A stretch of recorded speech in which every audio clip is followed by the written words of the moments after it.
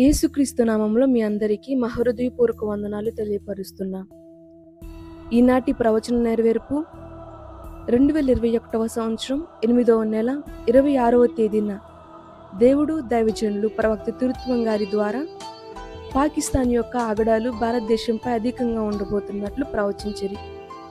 ప్రస్తుతం ఆ ప్రవచనం నెరవేర్పు జరుగుతున్నది. కాబట్టి ప్రస్తుతం జరుగుతున్న పాకిస్తాన్ భారతదేశం మధ్య యుద్ధం జరగకుండానట్లు, ఇరు దేశాలు సఖ్యత కలుగునట్లు, అలాగే ప్రాణ నష్టం, ఆస్తి నష్టం జరగకుండానట్లు మనమందరము ప్రార్థిద్దాం.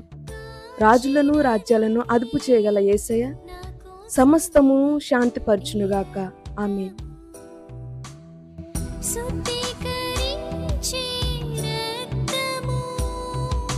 రెండవ అంశం, పాకిస్తానీల యొక్క ఆగడాలు భారత్ పైన అధికంగా ఉండబోతా ఉన్నాయి. పాకిస్తానీలు భారతదేశంపై అధికంగా దాడులు జరగబోతా ఉన్నారు. రెండవ అంశం, పాకిస్తానీల యొక్క ఆగడాలు భారత్ పైన అధికంగా ఉండబోతా ఉన్నాయి. పాకిస్తానీలు భారతదేశంపై అధికంగా దాడులు జరగబోతా ఉన్నారు. 15 మంది పౌరులు ప్రాణాలు కోల్పోగా మరో 43 మంది గాయపడ్డారు. భారత మెరుపు దాడులకు ఏం చేయాలో పాలుపోని పాకిస్తాన్ జమ్మూ కశ్మీర్లో పెద్ద ఎత్తున కాల్పులు జరుపుతోంది. మోటార్లు, ఫిరంగులతో సరిహద్దు గ్రామాలపై దాడులకు దిగింది. పాకిస్తాన్ రేంజర్లు రాత్రి నుంచి నిరంతరాయంగా జరుపుతున్న కాల్పులను భారత సైన్యం సమర్థంగా తిప్పికొడుతోంది. అయితే పాక్ రేంజర్లు పూంచ్ జిల్లాలో భారత సరిహద్దు గ్రామాలను, ప్రజల ఇళ్లను లక్ష్యంగా చేసుకుని కాల్పులు జరుపుతున్నారు. ఫలితంగా అక్కడ అమాయకులైన పౌరులు ప్రాణాలు కోల్పోగా అనేక మంది గాయపడ్డారు. క్షతగాత్రుల్ని స్థానిక ఆసుపత్రులకు తరలించి చికిత్స అందిస్తున్నారు. పూంచ్తో పాటు రాజౌరి, కుప్వారా జిల్లాల్లోని యురి, కర్నాహ్, తంగర్ సెక్టార్లలోనూ మధ్యాహ్నం వరకు పాక్ భారీగా కాల్పులు జరిపింది. పాకిస్తాన్ సైన్యం కేవలం జమ్మూ ప్రజలనే కాకుండా గురుద్వారాలు, దేవాలయాలు, మదర్సాలను టార్గెట్ చేసుకున్నాయని జమ్మూ కశ్మీర్ ముఖ్యమంత్రి ఒమర్ అబ్దుల్లా అన్నారు. భారత భద్రతా దళాలు మతపరమైన నిర్మాణాలను లక్ష్యంగా చేసుకున్నాయని పాకిస్తాన్ చేస్తున్న ప్రచారాన్ని ఖండించారు. పాక్ ప్రభుత్వం పదే పదే తప్పుడు ప్రచారం చేస్తోందని ఫైర్ అయ్యారు. 3-4 రోజులుగా జమ్మూ కశ్మీర్లో యుద్దం లాంటి వాతావరణం నెలకొని ఉందని, పూంచ్ ప్రాంతం పాకిస్తాన్ చేసిన షెల్లింగ్ దాడులతో ఎక్కువగా నష్టపోయిందన్నారు. భారత్ పాక్ బార్డర్లో ఉద్రిక్త పరిస్థితులు కనిపిస్తున్నాయి. బార్డర్లో ఎప్పుడు ఏమైనా జరగొచ్చనేలా వాతావరణం మారుతోంది.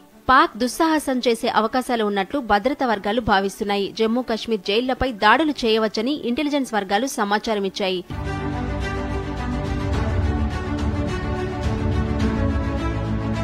జమ్మూ కాశ్మీర్ సరిహద్దుల్లో ఉద్రిక్తకర పరిస్థితులు కొనసాగుతున్నాయి. పాక్ కవ్వింపు చర్యలు 11వ రోజు కూడా భారత సైనిక పోస్టుల లక్ష్యంగా భారత్ తీసుకుంటున్న చర్యలను ముఖ్యంగా ఓర్చుకోలేక కవ్వింపు చర్యలకు పాల్పడుతూ ఇటు స్మాల్ ఆర్మ్డ్ వెపన్స్ తోటి కాల్పుల విరమణ ఒప్పందాన్ని ఉల్లంఘిస్తూ కాల్పులకు తెగబడుతూ ఉద్రిక్తకర పరిస్థితులకి ముఖ్యంగా పాక్ తెరతీస్తోంది. ఇది సైనికపరమైన చర్యకు సంబంధించి కశ్మీర్ సరిహద్దులో.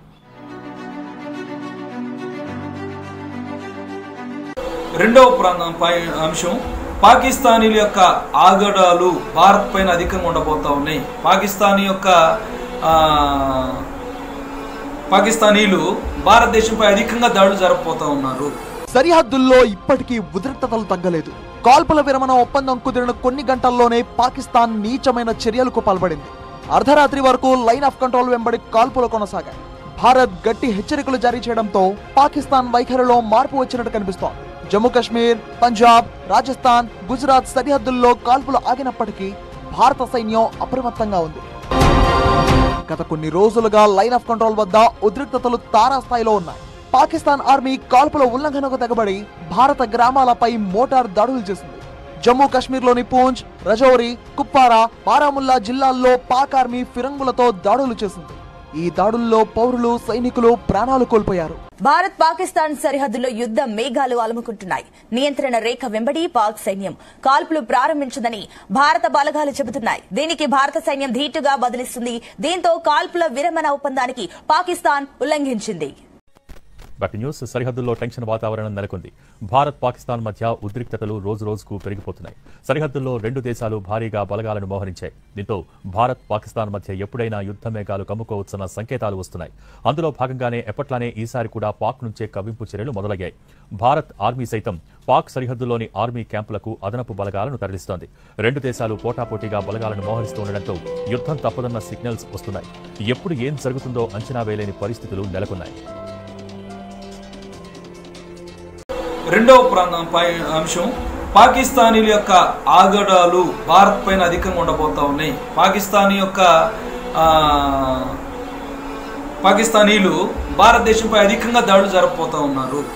ఏప్రిల్ 29 నుంచి పాక్ తన వైమానిక దళంలో పాక్ రాజస్థాన్ సరిహద్దుల్లోని సైనిక విన్యాసాలను చేస్తోందని తెలుస్తోంది. F-16, J-10, JF-17 యుద్ధ విమానాలతో 3 రకాల సైనిక విన్యాసాలు నిర్వహిస్తున్నట్లు సమాచారం.